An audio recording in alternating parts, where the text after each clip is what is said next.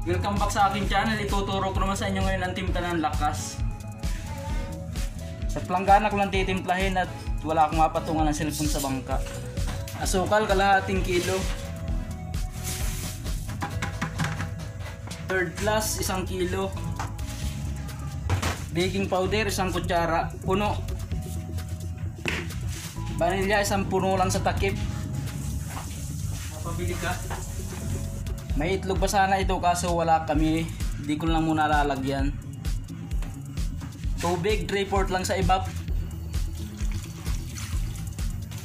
Lard at margarine, tig 75 grams. Bali 150 na ito.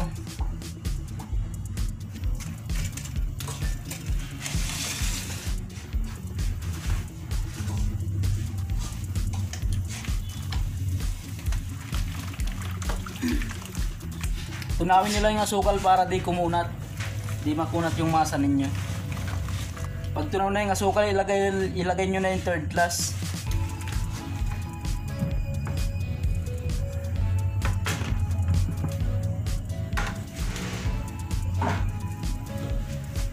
Dalawang klase ang gagawin ko, puti sa kapula.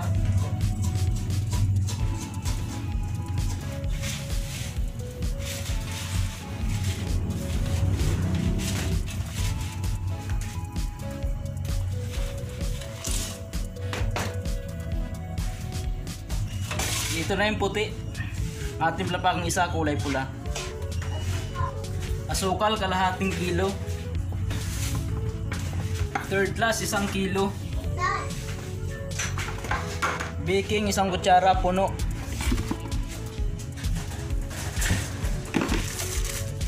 Food color, strawberry red.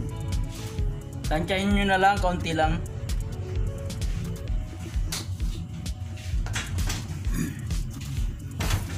Tubig, 3/4 lang sa ibap. 370 ml itong ibap na ito. 3/4 lang ang tubig.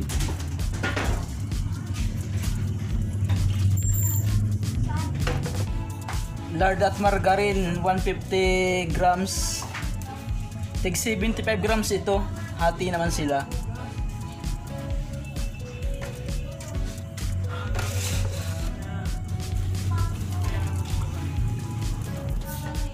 Vanilya, 1 puno lang sa takip.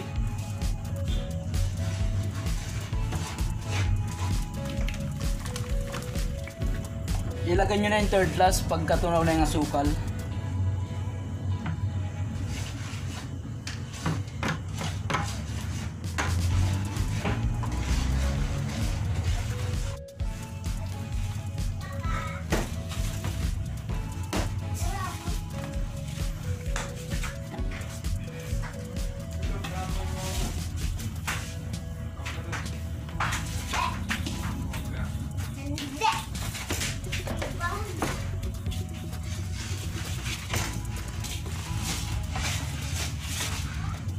Ayos na, medyo malambot lang ang timpla nito para maganda ang alsa. Banyahan ninyo ng lard yung lanyera na gagamitin ninyo.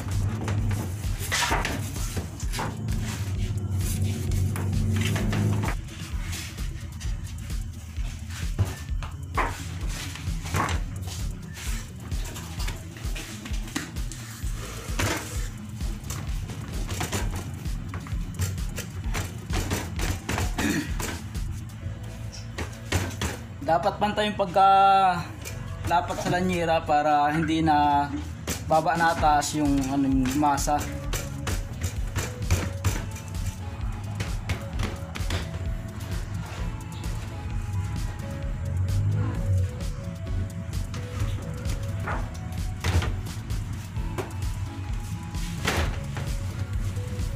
Oy!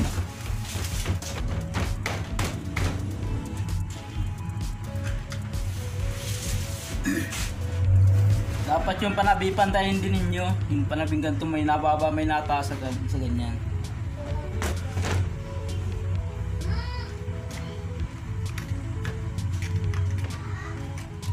Pag isasalang na ninyo, 350 degrees Celsius ang init ng ubin.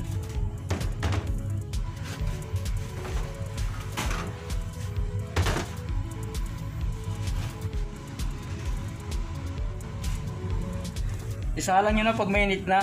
Naman kita bibigat. Sasabayan ko ng brownies. Yung timpla ng brownies, andyan din sa baba. Na-upload ko na yun sa aking YouTube.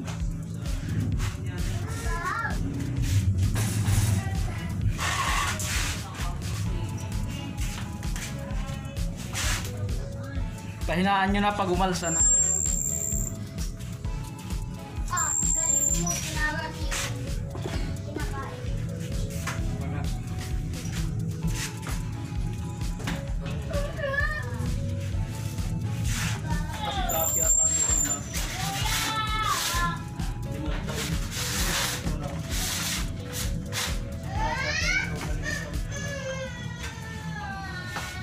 Luto na.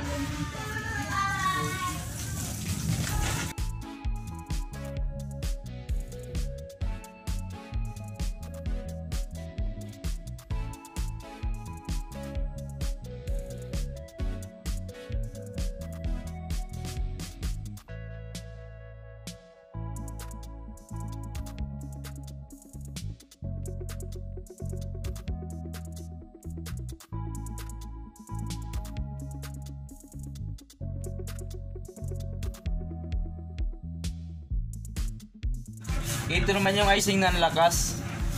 Dalawang itlog, yung puti lang ang kukuhain natin.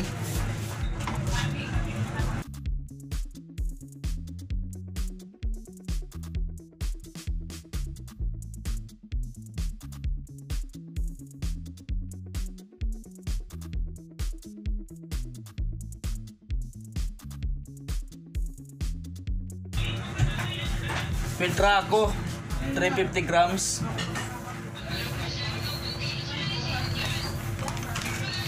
350 grams yan, filtra ko. Lalagay dito sa kaputian, sasama dito yan. Ito, di na ito hugasan, tataas lang gamitin ng nag-special.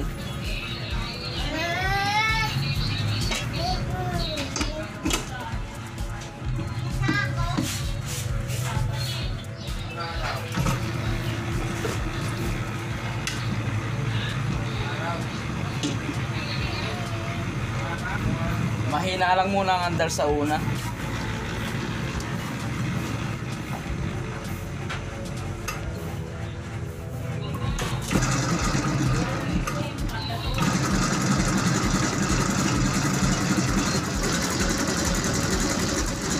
Lalaksan nyo na pag tunaw na yung ano, pag nagsama-sama na yung kaputian sa kapit trako.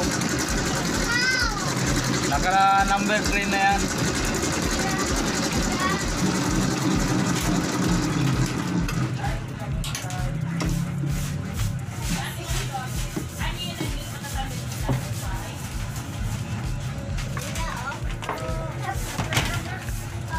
Ito na yung ating lakas.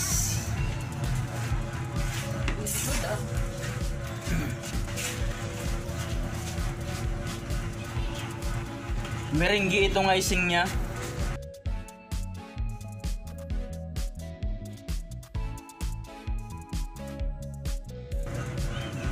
Sprinkles.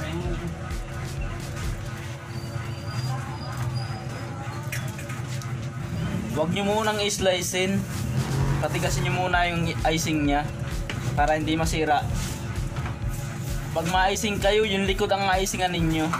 Kasi yung harap, magaspang.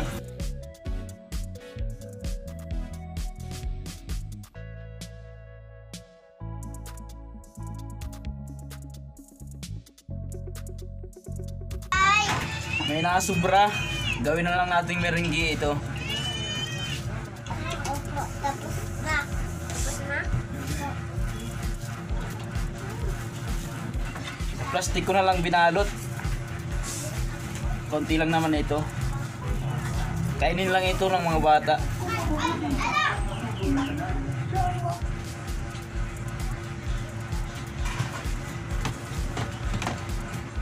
Yung gantong merengue, huwag ninyo isasalang sa ano ito.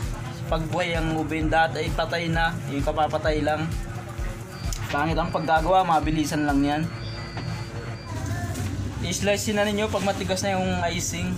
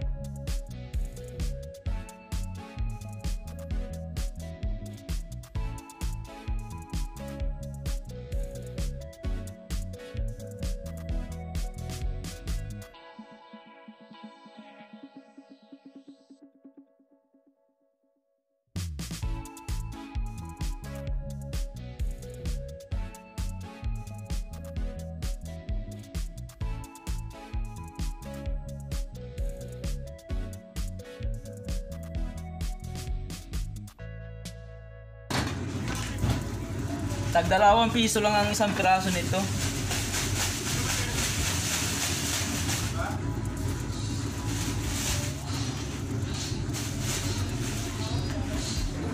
Ito na yung merengue, di pa masyadong matigas. Di pa siya nalutong. Malamig-lamig na yung ube nung isa lang ko.